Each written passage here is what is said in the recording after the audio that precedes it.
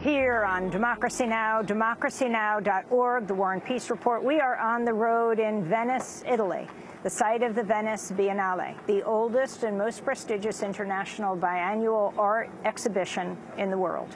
We turn now to look at how the art movement is responding to the Black Lives Matter movement.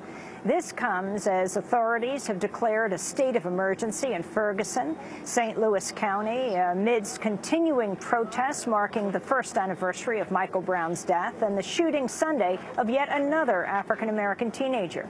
Nearly 150 people were arrested Monday as protesters blocked rush hour traffic on Interstate 70. To talk about the Black Lives Movement and the art world, we're joined by two artists speaking at the Creative Times Summit here at the Venice Biennale. Rhodes-Pitts is with us. She's the author of Harlem is Nowhere, A Journey to the Mecca of Black America. It's part of a trilogy she's working on about African Americans and utopia. Rhodes-Pitts also operates an occasional pop-up bookstore in Harlem called Blackness Bookstore, that is has books and other relics. Also with us is Charles Gaines, a pioneering conceptual artist who teaches at California Institute of the Arts. In 2013, the New York Times said of his work, quote, "If you're hungry for art that's beautiful, deeply thought through, and politically unfooled, here it is." Charles Gaines, Rhodes-Pitts, welcome to Democracy Now! It's great to have you with us. Thank you. Now, the two of you has just finished a forum as we sit here at the Arsenale, which is the heart of the Venice Biennale. You just finished a panel talking about art, talking about politics. Sharifa, you also just wrote a New York Times op-ed piece about Ferguson, about Michael Brown, about slavery. Talk about what you're thinking about today. Sure. Well, the piece actually came out in the fall of 2014 as the case was unfolding, and it is unfortunately always new, as these issues have not gone away and have only in the last year, to a dizzying and astonishing level, increased awareness of the violence. Because the thing that we all must remember is, and surely not one of your viewers or listeners is innocent of, is that this is not something that's just happening for the first time now. It's been happening. And certainly the work that I wrote and that was published in the Times is kind of about this ongoing history. It starts with the observation of a slave valuation chart from the 1800s, in which the highest valued enslaved body was that of a 19-year-old black man. And wait, say that again? The highest valued enslaved body was that of a 19-year-old black man. So the slave chart starts at age 0. The price of a slave rises, it peaks at 19, and from there descends. So the value of a black body descends with age and work and trauma. I just was so astonished the first time I saw that information at the Slave Mart Museum in Charleston, South Carolina. And interesting that it was Charleston. Indeed. And this was actually several years ago. It was before all of this. I was just thinking about the fact that what an incredible reversal of fortune, if you can put it that way. And you could make the argument that the least valued thing in American society is that as a 19-year-old black man. So I was really interested in tracing the economics of that valuation, and then sort of tumbling, as we have done, into this history as it lives with us today, which is in this incredible violence that has not gone away and has morphed and renamed itself and uses new tools, but is absolutely unrelentingly connected to our past. And that's just a great concern of the work that has inspired me and that I'm trying to carry out is to link this history of the past with the present, and how, if you're just willing to look at it, it's there in front of you all the time. So, yeah. Now, in headlines, I said 2,800 people came out to a Bernie Sanders event that took place in Portland, Oregon. Actually, it wasn't 2,800, it was 28,000. But several times now, most recently in Seattle, he was interrupted by members of the Black Lives Matter movement. I was wondering if you could comment on this. Sure.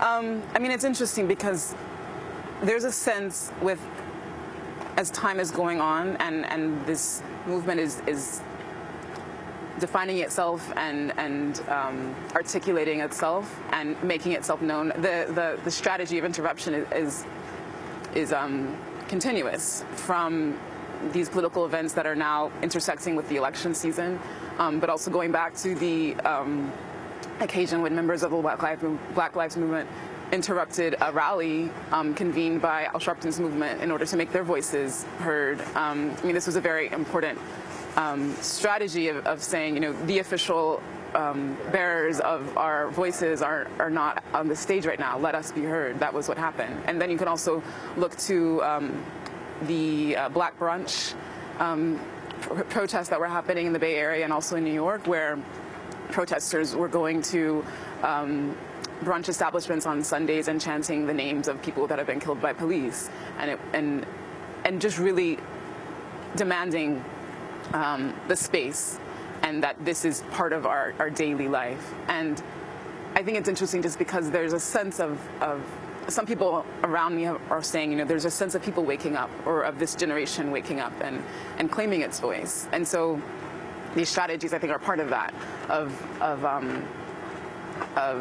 you know, it's, in some ways it's inchoate. It's not, I think people often look to the past to say, like, we should model ourselves after this, or the way forward is this. And as an observer, I see a sense of something that's happening, like, in this moment. It's not referring itself, it's not building itself directly on past movements, but it's using the tools of our time and in order to do this work. So. Speaking of tools of our time, Charles Gaines, longtime artist, talk about the work you're doing inspired by what has happened in Ferguson. You are actually trying to write an opera based on Dred Scott, and what Dred Scott has to do with Mike Brown and the protests? Yes, I was brought into a project by Creative Times to work on a public art installation in St. Louis. And I started this project before Michael Brown was shot. But when I came to St. Louis to visit the site and do research, the Michael Brown incident had happened. So when I arrived here to do the research, demonstrations had already begun. It was already international news. I had no idea, when I took on this project, that it would become so meaningful. So while I was doing the research for this, I went to the very famous courthouse in St. Louis, where the Dred Scott decisions took place. There are 3 trials that people don't really, a lot of people don't know that. And Dred Scott, who sued for his freedom. Yes, he sued for his freedom because he had moved into an area a free state area, brought in by his master, but moved into a free state area, you know, and was trying to say, on the basis of that, he should not be returned to a slave state. And the Dred Scott decision? And the decision, it went against him at first, but then ultimately, on retrial, he and Harriet gained their freedom. Now, while I was doing this, I mean, I have a little joke about that, because I was looking through the Dred Scott files, and the entire file, this is one of the most important legal judgments in the history of American law, because it really had to do with determining in legal language who's human and who's half human, and who's free and who's not free. And that file case is maybe like 3 inches thick. And I always said that my my first divorce papers files are bigger than that. And this is one of the most important. So while I was going through those papers and reading the various judgments and so forth, I could hear outside the courthouse the demonstrations taking place, and it had a profound effect on me because I realized at that point that the Dred Scott trial isn't over. And finally, the art exhibit you wanted to do at the base of the St. Louis Arch, and we just have a minute, so if you could describe it very succinctly. Oh, yes. This is a structure that's 200 feet long and 10 feet wide. That the top of it is made up of chains, very thick mooring chains that rotate to simulate the Mississippi River.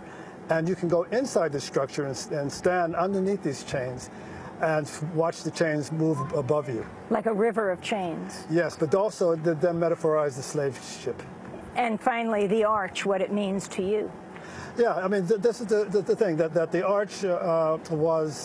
famous St. Louis Arch. Yeah, the Saarinen Arch was a symbol for American progress, American pioneering spirit, because St. Louis is on the border of the American frontier at the time of the Lewis and Clark expedition and so forth. And the arch was to celebrate that and also to celebrate the importance of St. Louis in American history.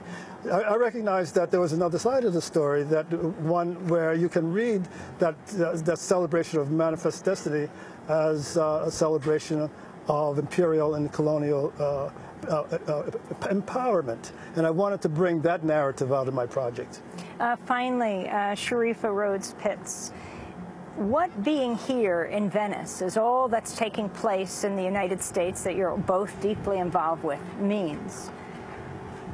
Well, one thing that comes to mind immediately is connections. You know, at the moment that we're dealing with Black Lives Matter and the violence against Black people and brown people in the United States, Europe is experiencing incredible deaths of Black people here too. Actually, after Venice, I'm planning to go down to Lampedusa, which is the kind of the center of the migration, where people from the Near East and Africa come through Lampedusa in order to arrive in Europe. So this perilous state of people worldwide that have been subjugated to white supremacy and capitalism is the thing that I think of. And here is just one occasion among many to consider those connections. Well, I wish we could continue this discussion, and we will. Sharifa Rhodes-Pitts and Charles Gaines, the conversation continues. Sharifa Rhodes-Pitts' book is called Harlem is Nowhere, A Journey to the Mecca of Black America. That does it for our broadcast. We have a social media editor, full-time job opening in New York. Check our website at democracynow.org. Special thanks to our crew here, Dennis Moynihan, Mike Burke, John Hamilton, Amy Littlefield. I'm Amy Goodman.